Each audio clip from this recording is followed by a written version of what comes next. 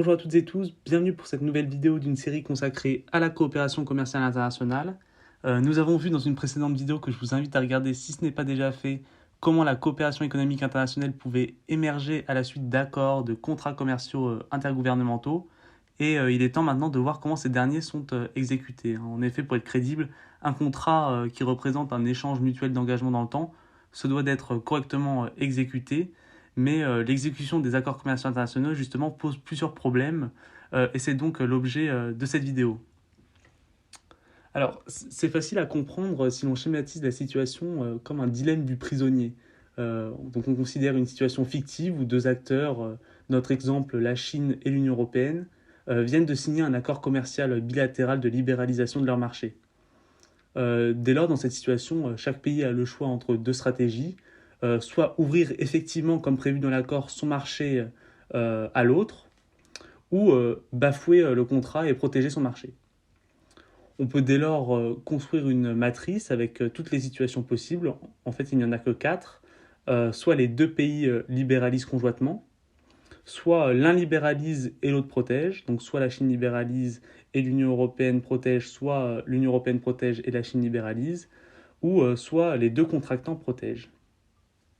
On peut, à partir de là, déterminer quelles sont les préférences pour chaque pays en termes d'utilité. Pour la Chine, par exemple, elle va préférer une situation où l'Union européenne libéralise seule, de manière unilatérale, tandis que la Chine continuerait de protéger son marché, hein, c'est évident. Et inversement, la pire situation pour la Chine serait celle où elle aurait unilatéralement ouvert son marché, tandis que l'Union européenne aurait continué à protéger le sien. Grâce ainsi, dans notre modèle de situation, protection ou libéralisation mutuelle. Or, on part du principe qu'une libéralisation mutuelle apporte davantage de gains pour chacun des deux joueurs qu'une protection, et donc on peut établir l'ordre de préférence suivant. Pour l'Union européenne, étant donné que le jeu est symétrique, on va se retrouver avec ce même schéma mais inversé.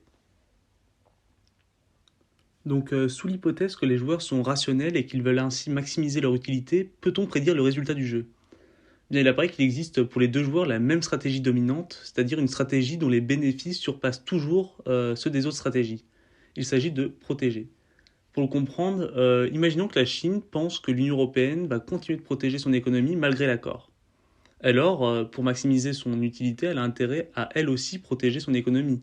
Et à l'inverse, si elle pense que l'Union européenne va libéraliser son marché, elle a encore intérêt à protéger son économie parce que ça lui permettrait d'obtenir des bénéfices maximum. Il s'agit de regarder pour ça l'ordre de préférence qu'on a établi juste au-dessus. Et de même, l'Union européenne est confrontée au même raisonnement. Et on en conclut donc que ce jeu aboutit au résultat protection-protection, donc une situation où les deux joueurs ne respecteraient pas leur accord. Que peut-on dire donc de ce résultat ? D'abord, c'est ce qu'on appelle un équilibre non coopératif de Nash, c'est-à-dire une situation où chaque joueur prévoit correctement le choix des autres et n'a intérêt à changer de stratégie. C'est donc un équilibre stable.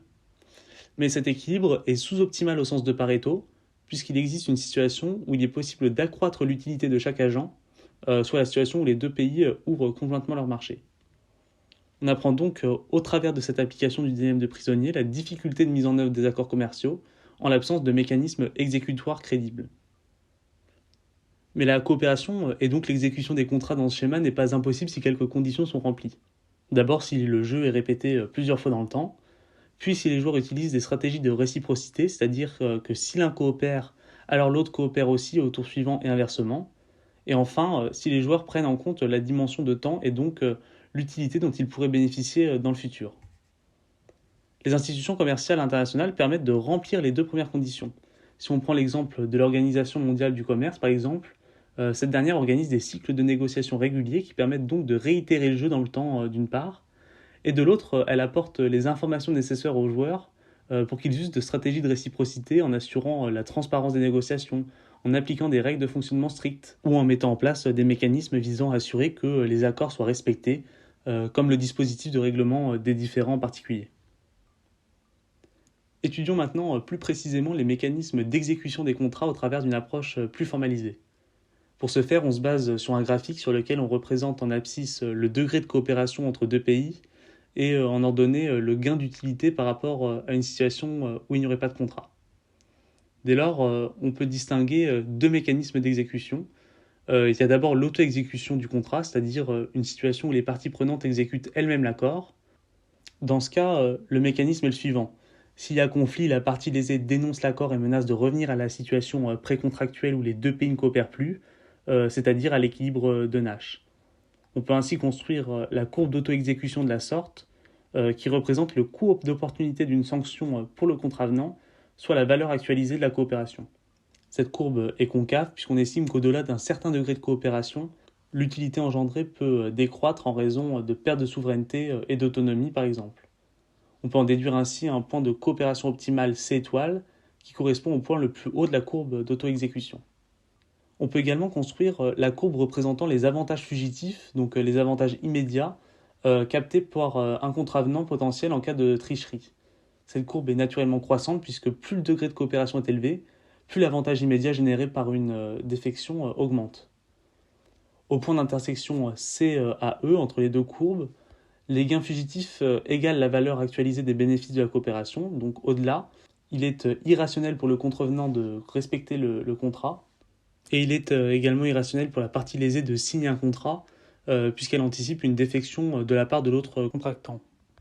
Le point CAE incarne donc le degré de coopération maximale possible au titre de l'auto-exécution. Donc une situation sous-optimale, mais qui permet quand même des gains d'utilité représentés par l'aire bleue situé entre les deux courbes. Le second mécanisme d'exécution repose lui sur l'existence d'un organe indépendant assurant un système de justice, donc un tribunal qui observe les violations, et de police, donc un système qui permet d'appliquer les décisions du tribunal. On représente ce mécanisme par une courbe horizontale sur notre graphique, et ici les sanctions sont immédiates et généralement plus fortes que dans le cas d'un système auto-exécutoire.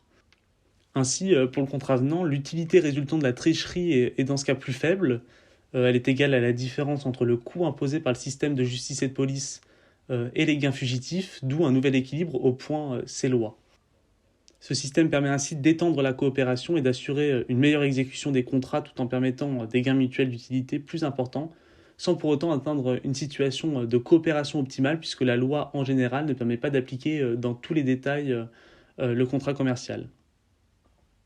Ces mécanismes sont néanmoins plus ou moins efficaces. L'efficacité dépend de deux facteurs, la capacité à faire respecter l'accord qui est, elle, déterminée par la possibilité de sanctionner toute violation des termes du contrat, et aussi la force exécutoire du contrat qui, elle, repose sur la possibilité d'observer une violation, de la vérifier et de quantifier les dommages subis par la partie lésée. Pour mieux comprendre, prenons d'abord le cas du mécanisme de l'auto-exécution. La capacité de la partie lésée à faire respecter l'accord d'une part dépend de la valeur temps pour le contrevenant, du coût de la sanction pour la partie lésée et de sa capacité à nuire au contrevenant. Plus elle est faible, plus le coût d'opportunité chute, d'où un déplacement de la courbe d'auto-exécution vers le bas. Concernant la force exécutoire de l'accord, plus elle est faible, plus le contractant a intérêt à tricher, puisque les conséquences de cette triche sont plus difficilement quantifiables. La courbe des avantages fugitifs est donc située plus à gauche. Et les mécanismes sont similaires pour un système de police et de justice. Si le système est faible, déplacement donc de la courbe vers le bas, alors il est plus difficile de détecter des tricheries et donc le contrevenant a plus d'intérêt à tricher. On en déduit donc au final que l'efficacité des mécanismes d'exécution influe sur le degré de coopération possible et sur la capacité de capter une plus grande utilité grâce à l'accord. L'aire bleue se réduit et les points de coopération d'équilibre de chaque système se déplacent vers la gauche.